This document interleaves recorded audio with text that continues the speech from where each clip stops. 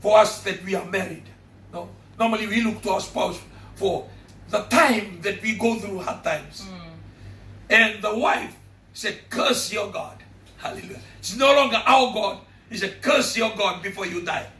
So the wife was looking that she will walk away, already living with her parents, and was coming to Job.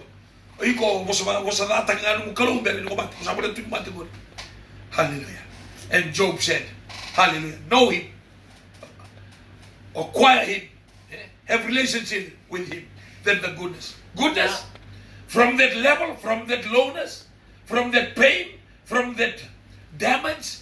Hallelujah. And God built Job's life. Hallelujah. Hallelujah.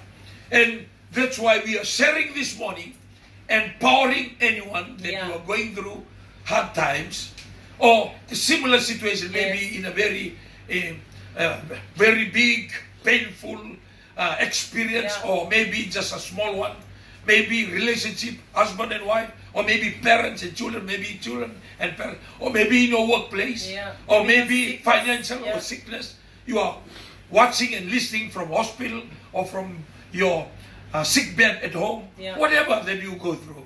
Hallelujah. Now we are sharing the solution to that.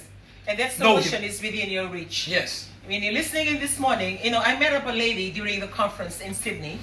And after the service, she came and I said, oh, you're really looking good from the last time I saw you. And, she came and she mentioned, Auntie Rai, you never knew. I went through this and that, quite a lot of, sicknesses. And she had a kidney problem. And she said, every time you share on the God of our nation to believe and speak to God and pray to God and have faith, the increase in percentage, it's amazing. From last year, and this is her story, and I know you are listening in this morning. And she said, last year, I was told I only had the time to live until November. Because of the percentage of her kidney was at 5%.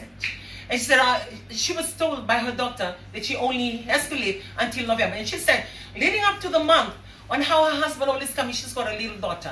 And, the conversation that they have at home, the conversation of like getting ready that by November, you're no longer going to be here.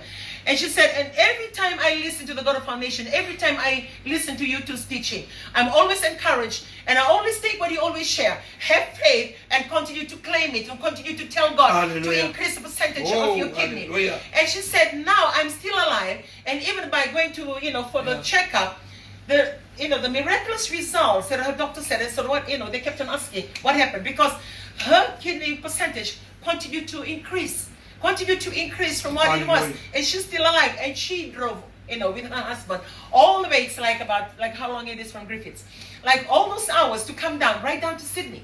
And just to come and say what God has done. So you may be listening in this morning. Maybe you're suffering from cancer, and breast cancer, cervical cancer, or maybe prostate cancer for some of men, or maybe bone cancer, leukemia, whatever that you're suffering from.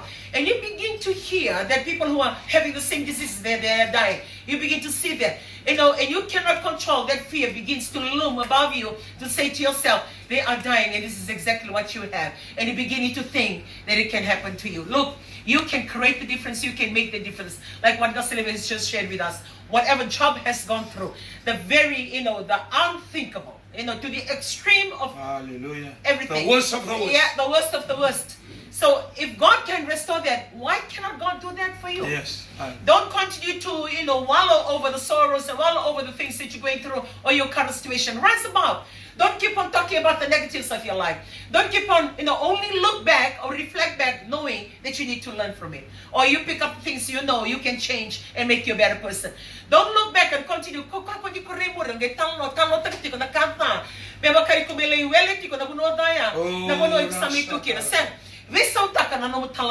Change the words that you say. Don't talk about the things. Say it had happened, but you cannot undo it. It's happened. Or whether you were suffering from cancer or you're suffering from diabetes, maybe sa musnevamu, tega mo nang tauku kuira, sa tega mo nang gangalo nevamu, o sa nangangalo nilingam sa tega mo musu tiko. Sa toso daki tiko na musu, niangomu, balata na mati ko tiko kina. Ni kako ni ko for you to prepare like you eat whatever you want to eat. Like you couldn't care less about your diet.